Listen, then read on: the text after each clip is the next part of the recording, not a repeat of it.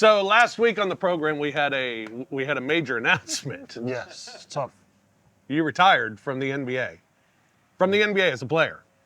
It was emotional for me, but I appreciate everyone that reached out. All of those people that are friends, people that were fans that watched me play. I appreciate all the words of encouragement for this next part of my life. Next part of your life, that's right. We have another emotional announcement today. 16 years ago, I started wearing smoker shoes, they're called, right? Are those the flashy, the studs? studded, yeah. Right. Smoker shoes. That's what, okay. I didn't have Started wearing them. And the first pair I bought were baby blue. Yep. They're still in existence today. They've been resold, but they're still in existence today, which is amazing. They have a little bite on the back from my dog, but it's all right. Adds character. Adds character. And then there was a navy blue pair and one that was black and white, and those are still in existence today as well. The blues, the navies. Oh, listen to this story. Here they are. You can tell they're a little worn. More than a little worn. They're worn. But in a pinch, they work. Until they don't. This is what it's supposed to look like. A heel on the shoe. See how old they are? Look at that. This is what this one looks like. It's a loafer. And those who are listening and can't see this, I stubbed my foot on a mat that's like covering cables and stuff at the arena in Washington, D.C. In the first quarter, first time out of the game, I stubbed my foot and the whole sole of the shoe from the toe all the way to the heel came off. And it's flapping. Just flap. And I can't even like shuffle my feet to hide it because it's like rolling up. It's flapping all over the place. It's terrible. So I had to tear off the heel. So then the rest of the night I'm walking with a limp because I'm an inch taller on the other side. So now I want y'all to just think about what he just said to you. And then when we got back to Memphis and I had to walk to the car and it had rained, and this right here, this is just like felt. My foot was soaked. These shoes officially retiring. Wow. They've been with me so long. And, but yeah, they're gone. So welcome to Night Court. Another emotional start to the show. I'm Rob Fisher. He's Brevin Knight. Follow us on Twitter at @TheFishNation, @BrevinKnight22. Thanks for listening to the show. And if you're watching the show, thanks for watching the show. If you've never watched before, you can do that at the Bluff City Media YouTube channel. And find Night Court, and you'll be able to watch each and every episode. How you doing, man? I'm doing well. We have too much show today. All right, let's get right to it. You want to get right to it? Grizzlies. Yes. Good week. Beat Sacramento because our bench was better than theirs. Yes. Dez with the bench was an awesome unit. Finished the game. Yep. Ja got thrown out. I kind of like when superstars get pissy with refs and get thrown out. I mean, I don't want to see it all the time. But when he got thrown out, and the best part was he looked at the referee and said, "No, you're out of the game." The thing about it also is, you know when guys just don't have it that night. Yeah. And it only takes just a little bit of something to push me over the edge. Yeah. And you can see that was one of those nights. We've all had them. Just the night where I just don't say nothing wrong to me. Just don't say nothing wrong. And so he got the first one, and then on the second one, which there was no foul on the defense, but I'm already there. Yeah. So now you call it a BS foul. So it started, when he punched his hand, I was like, oh, he's out. Oh, I know. When he walked away and did that, I was like, oh, yeah, that's a wrap. Yeah, you got no chance. And then it was like, and even on TV, I'm like, all the ref had to do was walk away. It was like, he couldn't even walk away from that. No. Like, this was, either you got to throw me out or be embarrassed by me. One or the other. Which one is going to be? You gonna be embarrassed by me or you got to throw me out? Yep. Oh, I've been there. Yep. I was there one time in baseball coaching, and I was the third base coach, and the umpire wouldn't throw me out. And it was the most depressing feeling in the world. Being out there. At a point, even screaming at him saying, throw me out of the game. And he wouldn't do it. Right, because now you just start looking like the straight asshole. And now I'm like, well, I can't keep going. Right, I mean, exactly. It was a miserable feeling. All right, and then go to Boston. Win of the year. Ja and Jaren were awesome. The team was awesome. Led most of the game. Boston made a run there, takes the lead in the fourth quarter, and the Grizzlies fight right back and get it back and just play with the lead. And what a great basketball game that was. I think the biggest thing you said that was great, and that was that you had your two stars play like stars. Yeah. That's what we saw. Ja with the huge 30-point night, Jaren with 27 or 28. But it was the timeliness of their scores. And then Jaren had 14 in the fourth quarter. That's what I was about to say. It was we saw him, and we saw Dez make 2 big baskets though, that they also needed. Yep. And so it was nice to see them as a collective be able to do it. But the team, like you said, it still wouldn't have been done without the entirety of the team. And I like that they did it Grizzlies fashion. Like I said, like the one thing sometimes you get caught up with the Celtics is trying to play the same 3-point game. Well, we just gonna keep shooting threes, right? So because we got to match their threes. I showed you at the beginning of the game the points per game where we were in the season, and it was we were averaging 121, they're averaging 120, and I said it doesn't if you play good basketball, and you get shots that are conducive to you combined, then you still will score. Right. You still can be a good team. Scoring doesn't mean that you only shoot threes to be able to score in the game. And so it was nice to see them still be the Grizzlies and play and win that basketball game. How'd you feel going into the gym? You said last week on the show that you'd feel different this year. Did you feel different when you walked in? Did you feel like we can win this game? Yes. Yeah? It was. Because, man, as we talked about last week, it's been a minute. I was more nervous walking into Washington than walking into Boston. It was, and then when John and I had the exchange before the game, and I saw what the light that really went on again, it was like, oh yeah, we definitely can win this game. this dude right here, like, and why I say is because they play a lot of one-on-one defense. They don't do a lot of helping. There's not a lot of double teaming.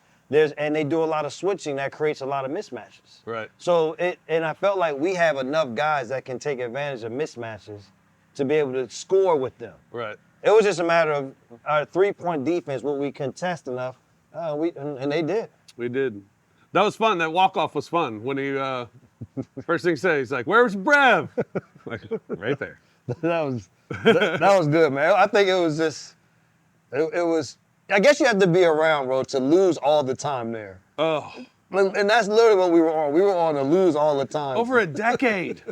And so it was almost like when we beat San Antonio in the playoffs. Right. Yeah. No question. It was literally that same feeling, because for so long it was like, man, these dudes swept us every freaking year. Yeah. we don't even win a game. Not don't win the series. We don't win the game. While the Boston game was the win of the year, the Washington game, I'm with you, one of the biggest wins of the year, because that was the ultimate trap situation, and not a place that the Grizzlies have had a lot of success in either. They won the night before, breaking their 16-game losing streak. They feel happy finally. You're coming in, getting in at 3 a.m. to D.C. It had all the making. It was nervous there for a while, but not too long. No, just a credit to, number one, Taylor and the staff and his team, because to still be able to play no Ja, no Dez. Number one, you still got the doggone animal of the season with Jaren. And he was that again in this game, right from the beginning. It wasn't just fourth quarter. He didn't have to play the fourth quarter of this game. They did so much work between the first 3 quarters, and he started it all. But then it's just the depth. This team is the thing about it, I can tell you, is usually when you get to start playing deeper and deeper into your bench, guys feel like, I got to do something to show that I deserve more playing time. Mm-hmm. And so you start to see a little more individual basketball, hero basketball. With these guys, you don't see it. like they still play together. They play the right way, and out of that, everybody has success. That's why we keep having the 7 people in double figures Right. with another an 8 and 9 that's at 8 and 9 points. You know what I mean? So guys playing 30 minutes, if that. It's been fun to watch. I always say you get that special feeling. It's like this. So I get that special feeling about this team. Get that little swag. Get that. It's coming. It's coming. Okay. This week we have Brooklyn, for God's sake. Jesus. They could have gave us anybody but Brooklyn. All right, so we got this, right? Right? You know, inside you want to be like, yo, it's Brooklyn, of course. Come on. They're 10 and 14. They're not as bad as I thought they were. No. Although 2 of those are against us. I mean, that goes to show you, like, we always say it in basketball, sometimes there are teams that just are bad matchups. Yeah. It's Atlanta Hawks were for a long time. Just a bad matchup. Mm-hmm. I think that's what Brooklyn is, right? It's just a bad matchup.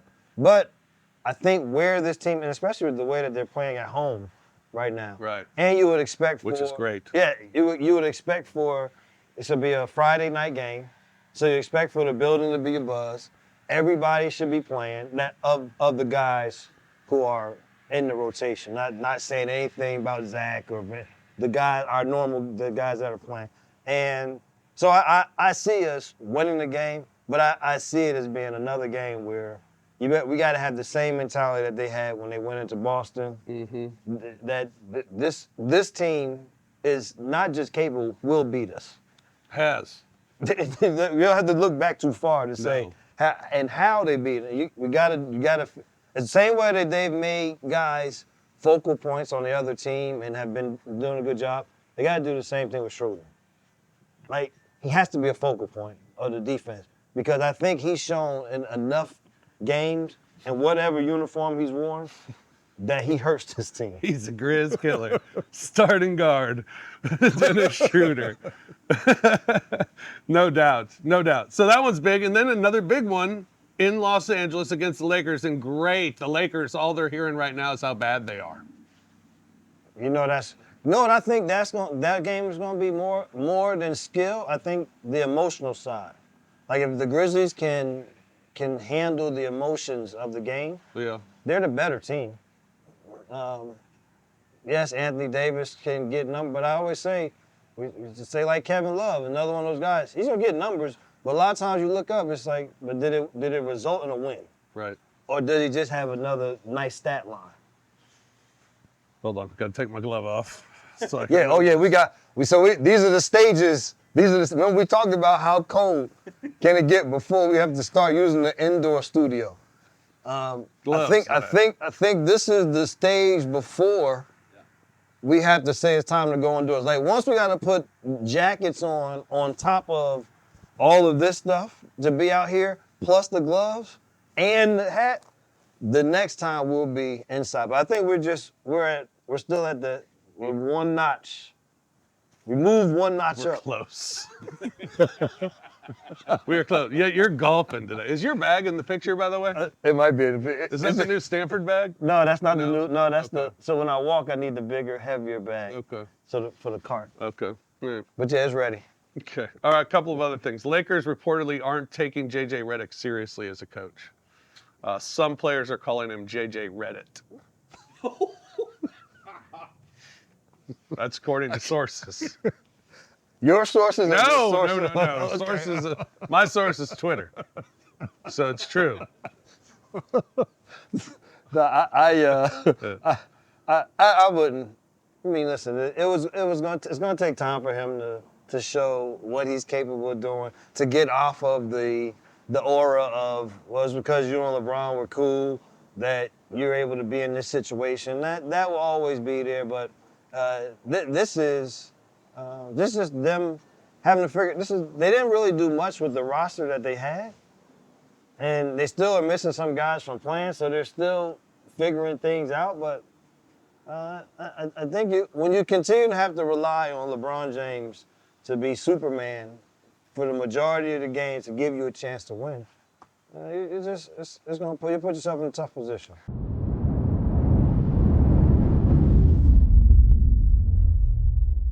There's been a lot of swirlings and rumblings around different teams involving our Memphis Grizzlies. Kind of the main one. He's been a hot topic since this summer for a lot of people. It's Cam Johnson. Cam Johnson continues to come up as a name that Brooklyn is shopping. They're going to want a heavy haul for him. But Memphis was named today as one of the teams that have called and kicked the tires about Cam Johnson. I've been pretty consistent with saying guys like Cam Johnson are valuable. It's the reason why Jaren Jackson is such a pretty asset to have at such a cheap price right now, because if you look and you tell me in 3 years that Jaren Jackson is Cam Johnson, then my goodness, do we have a player. Cam Johnson's a 6'8", 6'9", long wing that can shoot threes, can create his own shot. I mean, he's the perfect dude that you could put on the Grizzlies team, but he's also kind of the perfect dude that you could put on any team. Tune in to the 2 Buck Sports Show with Rusty Witten and Drew Gann every Tuesday and Thursday live at 12 p.m. on the Bluff City Media YouTube channel.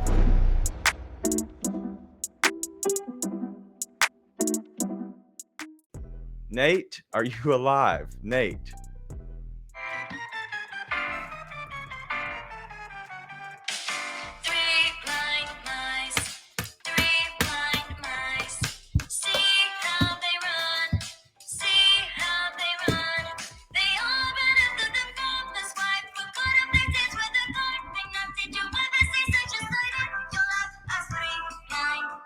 Oh, sorry. It took me a second to find the phone. Dog. I don't understand the NBA. Jesus H, dude. You've got to be able to hold these guys accountable. You consistently see ego stuff. That was an ego throwing Ja Morant out of the game after a horrible call. Brother, I agree. It's abysmal, and it affects things. By the way, if your sponsor is freaking FanDuel and you got people gambling on these games left and right, your refs can't suck ass. Tune in to the Grizz 901 postgame show, live after every Grizzlies game on the Bluff City Media YouTube channel.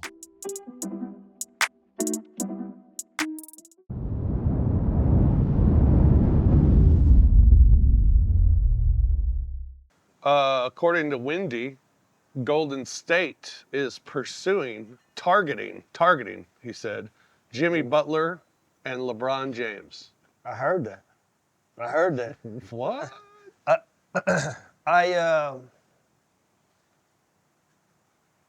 don't know.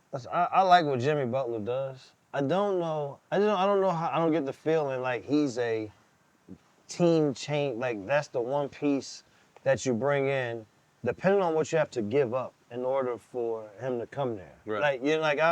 I'm not willing to give up on a young player that we see has some upside to bring in. Because their depth isn't great as it is. Right. So I don't know how much you deplete your rest of your team. I mean, it's not like you're saying you're bringing in KD. Now, if you're bringing in LeBron, that's a different. I think that's a different animal. He maybe not be asked to do as much, but their team is also predicated on having to make some shots. So how you keep the floor space. Now he becomes a general that can run things for him. Maybe. I guess the LeBron one would move more near. As long as you have to give up Kuminga. If you have to give up Kuminga for either one of them, I'm like, I wouldn't do that. Yeah. Sunday night, Chris Paul passed Jason Kidd for second place on the NBA's all-time career assist list. He had 12,099 assists over his 20 years in the league. And, moved past Jason Kidd. Chris Paul. Respect, Chris Paul. Listen, I enjoy watching him play. I enjoy playing against him. I think for people can like him, not like him, I already know how you feel about him. But hope he never wins. Anything. Ever. Almost rooted against USA. No, I didn't do that. Oh my God! Hey, I love you, my brother. So yes, I am happy for him. He won't catch John Stockton though. No. John Stockton will forever be number one. Yeah. Brandon Ingram, a significant lower left ankle sprain. He's out indefinitely. New Orleans has they got the Memphis Grizzlies Yep. cursed. As we said during the year last year, if this happened to any team, they're in deep trouble. It's just the reality. You cannot lose that many of your key people and think that you're gonna win in the NBA. Like, can you be competitive? Can teams, if they sleep on you for that night and they don't play, you can win a game? Yes. But the reality is you're gonna lose. And that's, for New Orleans, it's gonna be tough sledding, especially if they kind of get like one guy back, then that guy goes out, or another one goes out, and another. I mean, we experienced it. Yeah. Poor Orlando, Franz Wagner, torn oblique. That's the second torn oblique they've had. It's a baseball injury. What all of a sudden happened? Paulo gets the teammates getting the torn oblique. Franz getting it, and Dez had the oblique. You said you start to wonder, like, what is that like? I've never even really heard of oblique injuries really much ever in basketball. I don't think I've ever. I know. I don't know if I've, sometimes when you start looking at the injury report, I don't remember. Oblique. I don't remember seeing it on there. No. Until now. No. It's a new basketball injury. But the thing with Orlando is Orlando's very similar to us in that they still can win games without those guys. Like, they've still been able to win without having, Franz just went out, but without Paolo, they were winning. Now, they just, in their cup game that was just last night against Milwaukee, they pushed Milwaukee straight to the end of that game. And just if I think shot selection a little bit down the stretch hurt them. But so they're another one of those teams that can compete. Now, can they win as much as they would have? No, but we still you got to be leery of them. Yeah. All right. All right. I got to take this off again. This is CBSSports.com. They did a list. Oh, we're back to our list. What's this list? This is the quarter grades for every team in the West. Okay. All right. All right. I'll just go through them fast. Stop me if you think there's something stands out. Dallas a B. The Nuggets a B minus. Golden State an A minus. Houston Rockets an A. Mm-hmm. Los Angeles Clippers a B plus. Lakers a C plus. Mm-hmm. Grizzlies A. Of course. How about that? And it says, reason for optimism, Grizzlies have the NBA's fourth best net rating with Ja, Dez, Jaren, and Marcus playing a grand total of 25 minutes together. Plus 17 net rating in those minutes. If they ever get healthy, championship contention is not unreasonable. We talked about it with them, and that's still the thing is we still talking about three pieces that haven't played. Two really haven't played at all. And Zach Edey in and out in terms of with some injuries. Yeah. Like we have Gigi and Vince. I think Gigi just with the way that they're playing, the pace that they're playing up and down, with his enthusiasm, I think it just adds another offensive weapon, another guy that can put it on the floor. I mean, there's a lot of positivity. Yeah. In the future for this team. No doubt. I'm not going to go through any of the other teams. I just wanted to get to the Grizzlies. Well, I think the rest of those were fine. Were pretty much. The thing is, the majority were going to have good grades because so many of the teams in the West are good. In fact, if the playoffs started today, the Grizzlies would match up against either Denver or the Lakers, whoever won the play-in game. There's not going to be any easy series like from the beginning. Like, well, if you're one, you're getting Minnesota. So that's what I'm saying. Like so it's like from the play-in situation to the first round game. Like, you don't have to wait. Remember, there used to be the time where you just had to wait until second round to be like, all right, now we're going to see a good series. Nah, bro. I think we're going to see the most game sevens in first rounds that we have ever seen in NBA playoff history. Feels that way. Another poll. The Athletic polled 40 NBA executives, asking them who has the best front office in the NBA. Okay. Who do you think would be at the top? I think here, Boston. Boston's number 2. Grizzlies are number 4. Oklahoma City. Number 1. And And the other one, if you didn't get, you'll be mad at yourself.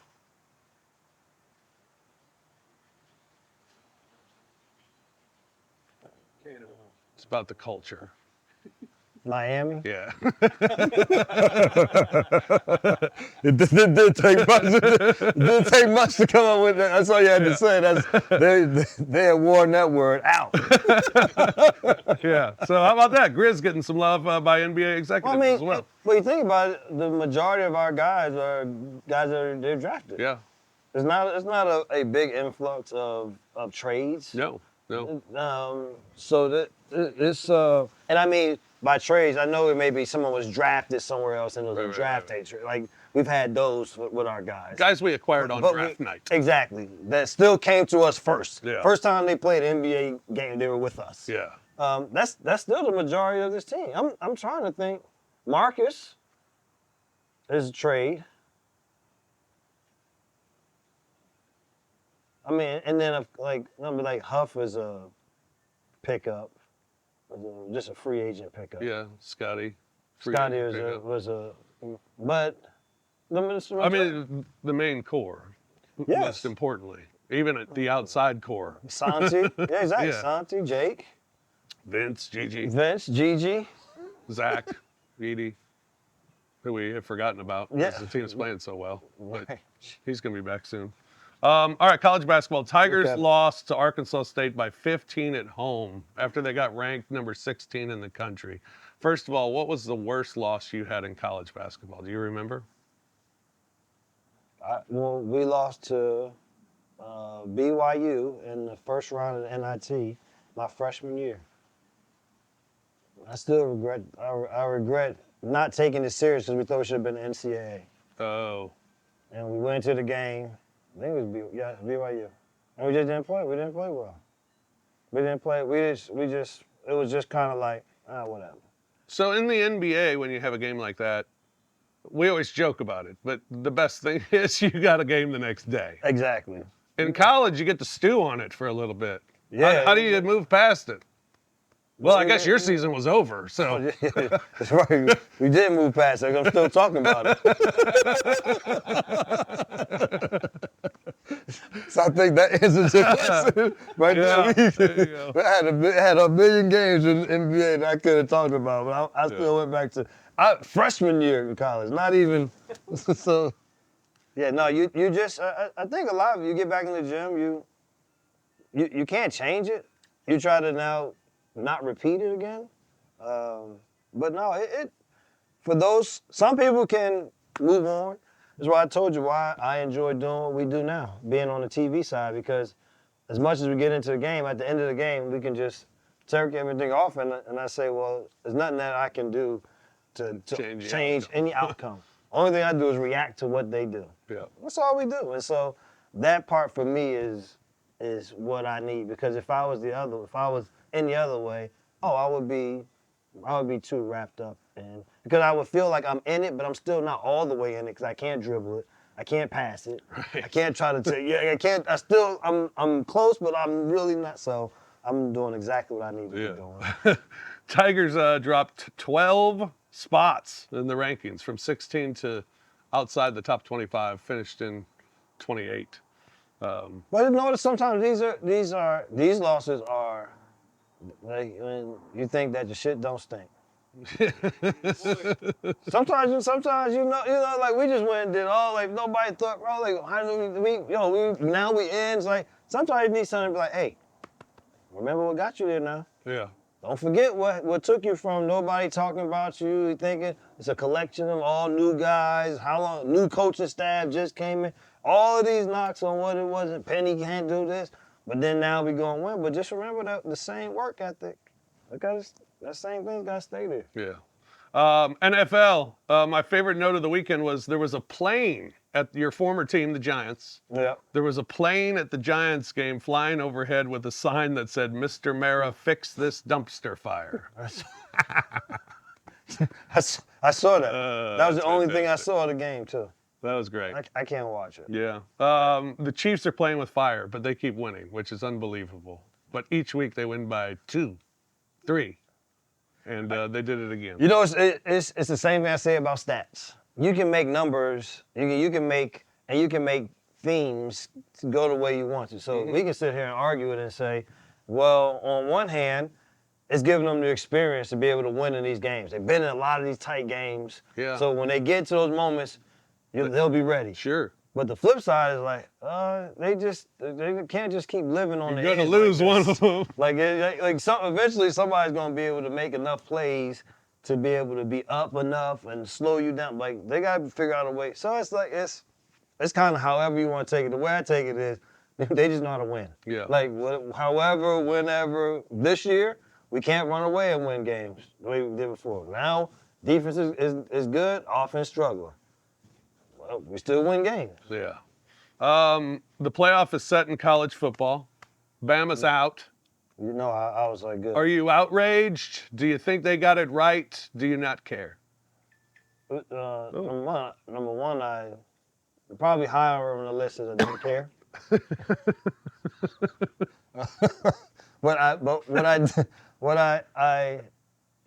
We talked about this before, and I was like, I didn't think that they wouldn't let Alabama in just because the money side of it. But it looks like at least they made for this time they made a decision not based on money. They made the right decision.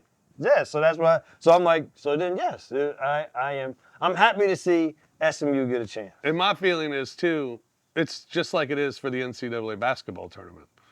If you didn't make it, there are reasons why you didn't make it. Right. There are enough teams in, okay? You lost to Vanderbilt. You went to Oklahoma and got smoked. I mean, those are terrible losses. So, sorry. If you would have beaten Vanderbilt, you're in the playoff. But you didn't. So, You had it in your hands. yeah. All right. Baseball. Juan Soto and the Mets. 15 years, $765 million. Largest deal in professional sports history. Tom Brady. How about this nugget?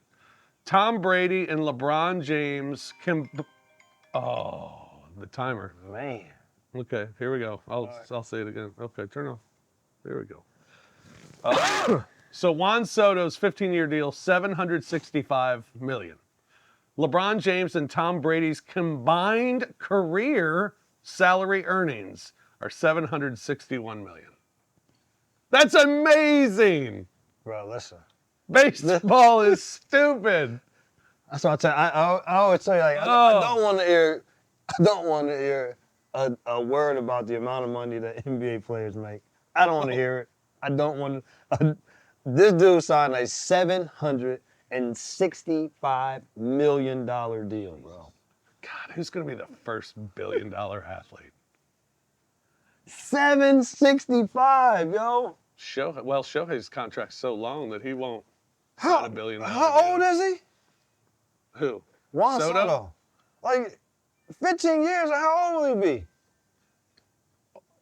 be? Yeah, he's not 40, 41. He's 26. That's unbelievable. Good for him. Hopefully you got to be like paying him a lot on the front end. No, there's like nothing deferred. It's all just straight up deal, I believe, if I read correctly.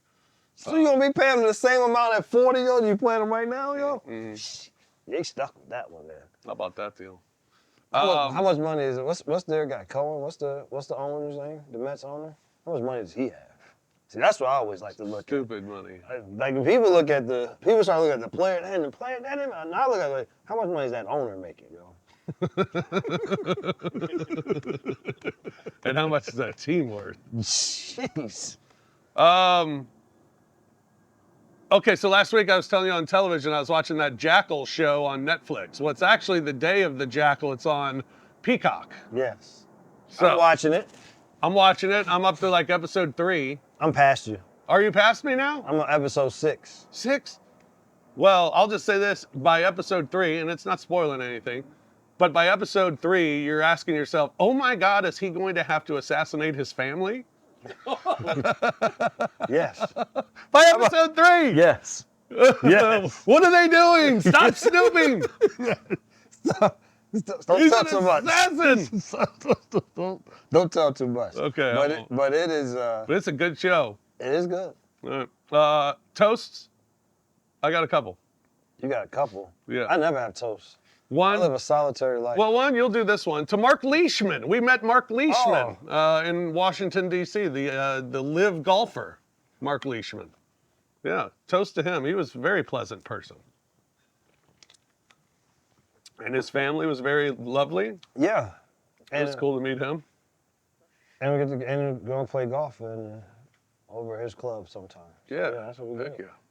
And then a toast to Kenny here. We got to toast to Kenny. I mean, he's sitting out here freezing. Hey, man. As we are. Kenny, and we never give Kenny a shout out. That's a good one. Yeah. I thought that too. And 'tis the season for Kenny. Yeah, happy holidays, Kenny. Cheers, dude, man. There. Mm-hmm. I got fluff. I'm warm. You can see Kenny. What podcast are you on? I randomly pop up on different. He randomly pops up on different things. If you watch Bluff City YouTube, you're going to see Kenny. You know Kenny. Yeah, but he's with us every week, and we appreciate it. So thank you, sir. All right. That's all I got. I don't think I have anything. Can we get a golf swing in real quick? No golf swing. What did I have under my shoes? Did I throw them away? Oh, no, they're still there. Make sure you throw those away. I'm just going to leave them here. No, put those in the garbage somewhere. Okay. All right, that's going to do it. They're my buddies right there. I'm out of here. Oh, there we go. There they are, walking right there. Fantastic. So I'm gonna go catch up with them. Hit the golf ball. Well, for Brevin, I'm Fish. Thanks for joining us. This has been Night Court. We'll talk to you next week. Peace. Thank you for listening to the Night Court podcast. If you enjoyed Rob and Brevin, hit that like button, subscribe to the Bluff City Media YouTube channel, and enjoy the content. We will see you back here next time.